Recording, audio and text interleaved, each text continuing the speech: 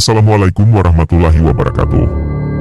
Kami channel Jerit Malam akan sedikit bercerita, sebuah kisah yang berjudul Teror Arwah Korban Pesugihan, di mana cerita ini tentang 6 orang yang mencari kontrakan untuk kuliah, dan mereka diteror arwah gentayangan korban pesugihan.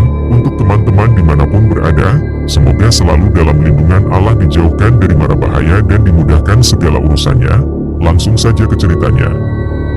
Rumah bergaya Inggris itu terletak di komplek perumahan lama di pusat kota. Berjejer di sepanjang jalan tampak rumah-rumah beratap limasan dan jendela besar dengan arsitektur kolonial. Umumnya memiliki halaman luas dengan pohon-pohon peneduh yang asri. Rumah yang menunjukkan simbol kekuasaan dan hanya orang-orang berstrata sosial tinggi yang mampu memilikinya. Haryo tertarik dengan iklan kontrakan di situs online. Harga yang cenderung miring dengan lokasi strategis dekat kampus dan pusat ekonomi perkotaan. Segera ia menghubungi nomor kontak yang tertera. Tanpa banyak penawar lagi, Haryo menandatangani perjanjian kontrak rumah itu untuk jangka waktu 2 tahun. Bersama kelima teman kuliahnya di Fakultas Ekonomi, Haryo menempati rumah itu sebagai tempat tinggal bersama. Mereka berbagi kamar. Haryo menempati kamar depan, Bimo dan Chris memilih kamar tengah, sedangkan Anton dan Sarwo sekamar di pavilion belakang. Hari pertama bermalam di rumah itu, Sarwo merasakan sesuatu yang ganjil. Malam itu tiba-tiba listrik mati. Sarwo gelisah, entah mengapa pikirannya melayang tak jelas arah. Sementara Anton, teman sekamarnya, sudah terlalu lelah angkut-angkut barang pindahan. Ia terkapar pulas. Belakangan diketahui Anton bermimpi dipukuli dan diusir dari rumah itu oleh perempuan setengah baya.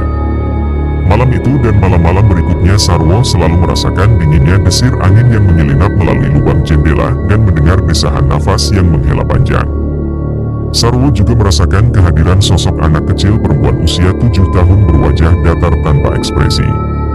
Bayangan anak itu seringkali terlihat sedang jongkok bermain sendirian di teras depan pavilion kamarnya.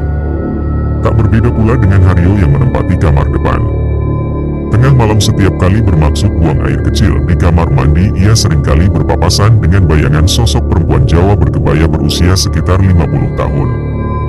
Bimo pun menceritakan hal yang sama. Sebulan mereka tinggal di rumah itu, hampir setiap malam Bimo didatangi gadis cantik berambut panjang. Gadis itu selalu tampak sangat murung. Bahkan terkadang terlihat duduk menangis air mata darah di sofa ruang tengah. Chris begitu pula. Ia merasa sering diikuti kemanapun pergi oleh remaja lelaki. Tak hanya malam hari, ketika berangkat kuliah naik sepeda motor, Chris dibonceng bocah berambut keriting itu. Seolah anak itu membutuhkan teman bermain. Gangguan makhluk astral di rumah itu sudah sangat frontal. Mereka tak lagi malu menampakkan diri kepada 5 sekawan itu. Terkadang bukan sekelebat bayangan yang datang, tetapi sungguh jelas bentuk tubuh 4 dimensi yang mengerikan. Bahkan tak segan berkontak fisik ataupun sekadar memindahkan barang-barang dan menjatuhkannya. Teror tak berkesudahan setiap hari menghampiri. Kejadian setiap hari sudah seperti adegan di film saja. Haryo dan kawan-kawannya serius menyikapi berbagai keganjilan yang mereka alami semenjak tinggal di rumah kontrakan itu. Mereka mengidentifikasi setidaknya ada 4 makhluk tak kasat mata yang berbagi tempat tinggal. Seorang ibu dan ketiga anaknya. Anton berupaya mencari tahu melalui penelusuran online. Ia hanya mendapati bahwa rumah itu dulunya adalah milik pembesar pabrik gula di zaman Belanda. Lalu beberapa kali berpindah kepemilikan kepada pribumi. Tak puas dengan informasi yang didapatkan, ia pun berupaya mencari jejak dengan bertanya kepada orang-orang yang terkait. Rahmat, si tukang becak tua, justru menyimpan banyak informasi. Sudah 25 tahun ia mangkal di ujung jalan kawasan itu. Kepada 5 sekawan itu, Rahmat menceritakan tentang keberadaan rumah itu. Rumah itu seringkali bergonta-ganti penghuni. Setiap kali ada yang mengontrak, tak ada yang betah lebih dari 6 bulan lamanya. Konon menurut Rahmat, dulu di tahun 1960-an pemilik rumah itu bernama Pak Prahasto, seorang pengusaha batik yang kaya raya. Namun Pak Prahasto menggunakan cara pesugihan untuk mengumpulkan hartanya. Ia pun rela mengorbankan ketiga anak dan seorang istrinya untuk dijadikan tumbal. Tak banyak yang bisa mereka perbuat setelah mengetahui hal itu. Kelimanya tak sanggup untuk pindah kontrakan lantaran tak memiliki uang lagi.